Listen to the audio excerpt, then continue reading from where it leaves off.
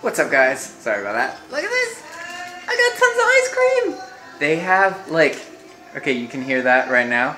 There's a bunch of people who just, like, they walk down the streets yelling whatever they're selling. And they don't have ice cream trucks here, but they do have ice cream carts. And so what I like doing is buying a bunch of it, and then I just put it in the freezer and then eat it later.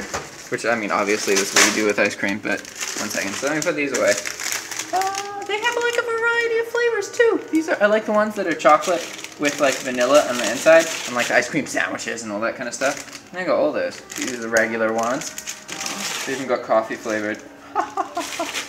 Mucho ice cream.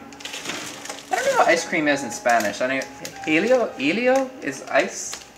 Helio, something like that. Alright, so I got some updates for you guys.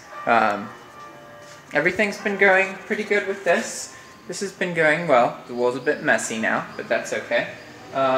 So I have decided that the thing I'm going to plant in the garden is chilies. And this is because there's probably not enough sun for whatever it is I plant anyway. And if chilies, they can produce fruit in like a couple months, which is good because I'm only here for 5 more months. So ideally whatever I plant is something, one, that I use, and 2, that will produce some kind of fruit before I go. So chilies are the thing that I've decided on. And I love chilies. I think it's because, like these chilies in particular, I freaking adore them. And I think that it's because I'm like, they're really unique. They're like, look at that. And if you touch them too much, you get this oil on your skin and it like stings. And this is gonna sound weird, but I'm like addicted to it. I get so obsessed with the fact that I can like work with chili and cut it up, and then my hands sting afterwards, and then everything I touch stings. It's so like, it's such a unique experience, and they're so bright and red, and they're also the main ingredient in kimchi, which is why I am kind of obsessed with them, right? So what I'm doing is, I saw this YouTube video. Again, I was doing my favorite thing in the world, which is when I want to do something and then I watch a bunch of YouTube videos about it and then I try and do it, right? And so in the future what I'm going to do with that is every time that I do that, I have a task and I don't know how to do, so I do a bunch of YouTube research, watch a bunch of YouTube videos, do the task, and then make my own video based on everything that I've worked on. Because that would allow me to kind of monetize the projects that I'm just doing anyway. So that'd be really cool. But I saw this video by this Indian guy showing how he sprouts tomatoes. And it was cool because everyone else and what I'm used to is just like isolating the seeds, getting them out of whatever container, and you just cut the tomato up into slices and then put it in the dirt. So I'm gonna try that with chilies, and I'm just gonna cut them up and then put them in the dirt and then see what happens. Obviously that's not very ideal because, you know, you want a bunch of plants and then there's a bunch of seeds, and that's not necessarily great, but we're just gonna throw it in there anyway. I mean, that's like how things grew, right? But the only issue is the cat uses, this is where he poos, so he's always digging stuff after I dig things. But we're going to grow stuff in this little stretch here. And so there's obviously ideal ratios of, like, you know, certain kinds of soil content and moisture content and all that kind of stuff. But I'm not doing any of that. I just want to see what happens if I put these chilies in the dirt. I did do one thing, and that's that the soil was really hard, so I dug it all up and just moved it around so it's really airy and nice. That's going to allow the roots to grow better. But regarding the nutrition content of this soil, I have no idea. You know, supposedly there's a lot of, you know, volcanoes around here, so the soil in general is just better. It's also the tropics, but we'll see. So what else has happened? I've started fixing this, so you can see this here. Whoop. There you go, see, look at that. It's got a little great thing that's not all sorts of screwed up. Yeah, the cement's still wet, so I'm not sure how it's going to go. So it's probably going to crack a little bit, because I did not do this perfectly by any means, but it is progressing. So what I did is I just kind of mixed the cement in here, and then put it in here, and then after this dries, I'm going to paint it. And cement is way more complex than I thought it would be. Like, it turns out that, okay, cement and concrete are different things.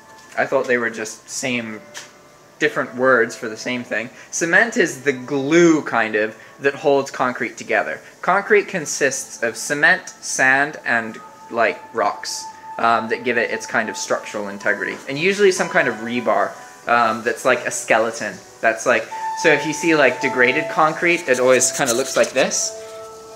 It's got these like metal bands, you know, and you've probably seen it in like roads that when they fall apart, it kind of holds them in place. That's because it gives the concrete like way more strength. So most concrete structures that you see have this kind of like skeleton. And there's like so much about like the formation of concrete and how much water to use. And you have to do this thing called curing, where you keep it moist and you don't want it to dry too fast. You want it to be wet for a couple days so it's like even and consistent, and something about crystal structures, and like it's honestly like really confusing. There was so much information about concrete. That I'm learning. So what I did learn is that it's probably better to err on the side of using it's better to err on the side of it being too dry when you mix it than it being too wet. Because if it's too wet, then this kind of stuff happens. You see all those cracks? So that's because the concrete was too wet and I didn't let it cure and all that kind of stuff. So I'm trying to not make those mistakes that I made when I do this. And I haven't finished it, like, as you can see, I still need to fix this part here. There's that big crack, so I'm gonna like fill in the side and just make it look like prettier. But I did fill in the holes on this wall, so now I just gotta get rid of all the excess concrete and then paint over it and seal it. And you know, maybe if I did a crappy job, it'll like start fracturing in like a year or so. But honestly, even that is better than what it currently was, so I'm not really worried about it. It's not like there's kind of any structural integrity that I'm doing. I'm just like patching existing things together. So that's like kind of some of the easiest work to do with it. Okay, so we talked about the gardening thing, and yeah, I have a convenient vat of rotting beans, so I'm gonna put that in the garden. Yeah, that's fun. They smell lovely. I honestly don't like beans very much, and I'm not sure of their viability as a compost, but I'm gonna bury them. It's gonna be okay.